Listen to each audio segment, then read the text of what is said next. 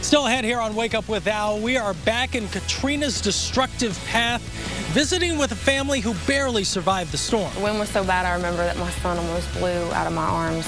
We're going to show you how they are rebuilding stronger 7 years after Katrina. That's coming up, but first, your local on the 8s. Andrew, Katrina, Sandy, all really devastating storms. Yeah. But each one teaches a little bit more about how to build stronger homes. The Institute for Business and Home Safety tests new straps and screens that can help hold homes together in hurricane-force winds. And today, that technology is being put in place along the Gulf Coast by Habitat for Humanity. Dave Malkoff has the story. Bay St. Louis, Mississippi. This is where Katrina did some of its worst damage. It's been 7 years, but some of the 8,000 people who live here are just now starting to rebuild. So this is your house? Yes. Heather Adams' family barely survived the storm, huddled together in a house that came apart around them. So basically, we knew that we had to leave the house because it was no longer safe. You ran out of a house into the storm, ran to another house. Yeah. It was either that or have the house fall apart while we were in it. The wind was so bad, I remember that my son almost blew out of my arms. Similar nightmares and skyrocketing insurance rates have forced many families to leave town for good. There's been little stability since Katrina. We had a little place in Picayune. We had the FEMA camper. Stayed with my mom for a couple of years. Leased an apartment for about a year, and then I was blessed with this.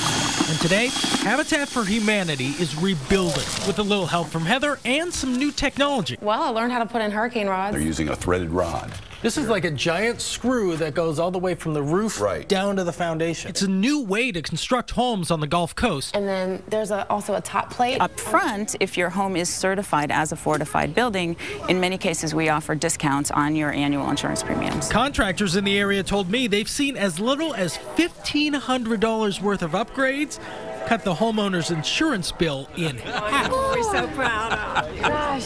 The way Habitat for Humanity works is you pay a flat fee for your mortgage, your insurance, your taxes. That will ease at least their financial stress. If something like Katrina comes again, would you stay? I don't think I would stay. The 5 kids sat together at the worst part of the storm and were praying together, and I don't think I would ever put them through that again. Yeah, some powerful memories there. You know, 7 years ago when Katrina hit, there was no neighborhood here. It was just a wooded area about a mile from the beach down there.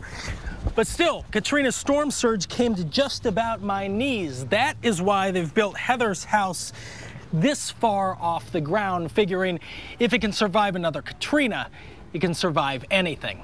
In Bay St. Louis, Mississippi, I'm Dave Malkoff, the Weather Channel.